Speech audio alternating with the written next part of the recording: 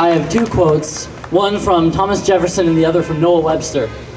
The first is from Thomas Jefferson. He says, "A wise and frugal government, which shall restrain men from injuring one another, which will leave them otherwise free to regulate their own pursuits of industry and improvement, and shall not take from the mouth of labor the bread it has earned.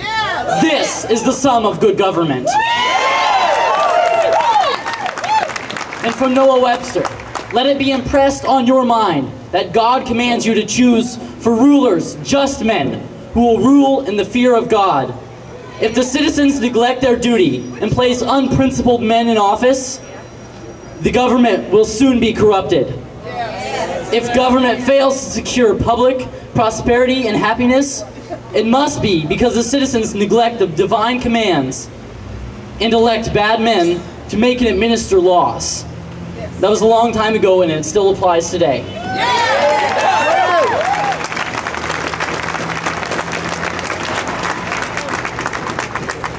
What an outstanding young man. That was just beautiful.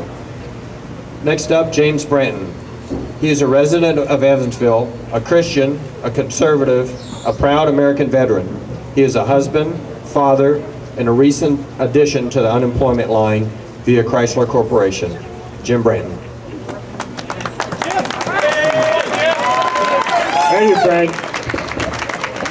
How is everybody today? All right. You notice there's no teleprompters here.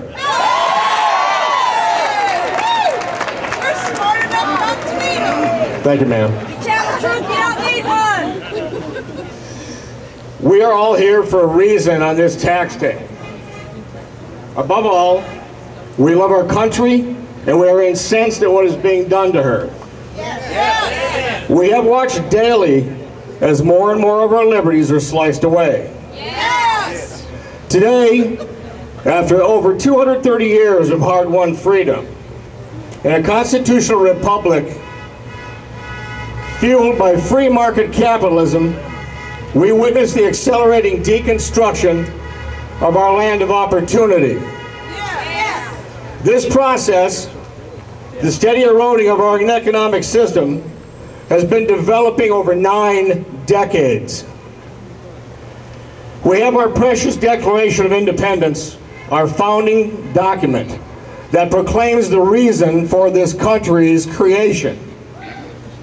We have our Constitution, our organizing charter that explains what our course must be and keeps us on the correct path, protecting our first principles. Yes. But today, both of these cherished cornerstones of this democracy within a republic are rapidly being chipped away. Yes. And through our hard-won right to vote, we place the people in office whose hands are wielding the hammers and chisels. Yes. Not me. Not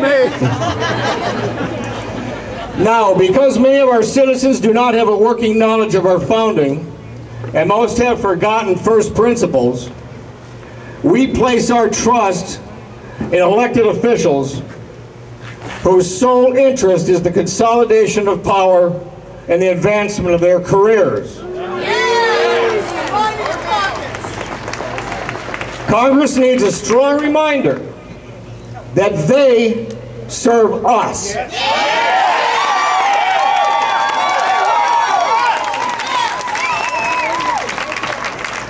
When they no longer represent us, we can and will replace them.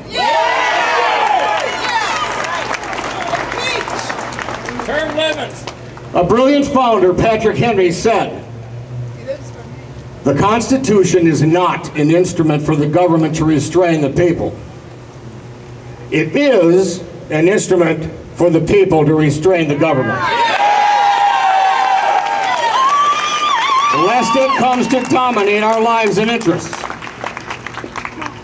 We now have statists in power who have subverted the Constitution and its purpose. Yes. They are now dominating our lives and define our interests. Yes.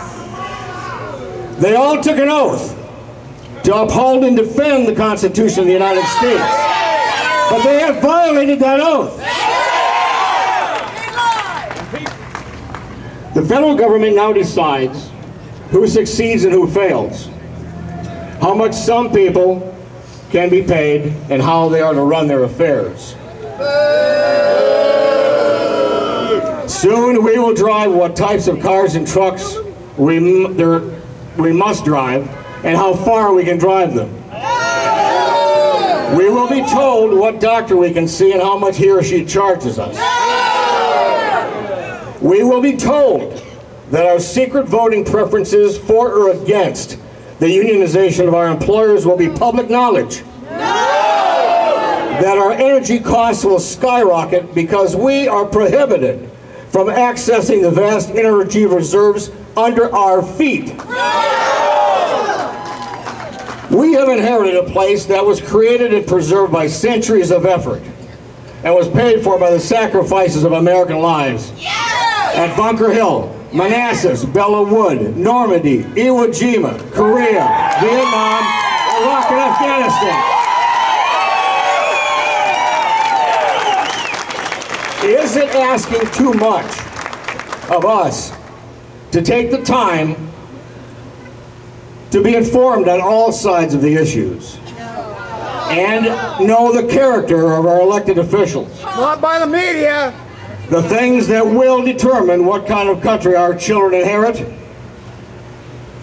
If we don't teach our children about our heritage, our nation's identity and culture, the why of our God-given natural rights, who will? Without a heritage, every generation starts over. How are we to fight this drastic subversion of our first principles, our values, when our largest commodity is ignorance? How far will the long arm of a ravenous government reach? What will we have left when it has taken our money, our freedom, our prosperity? Our capitalist economy, the engine of our freedom, is being rapidly dismantled. A founding father, the third president of our country, Thomas Jefferson, wrote, "I predict future happiness for Americans if they can prevent the government from wasting the labors of the people under the pretense of taking care of them."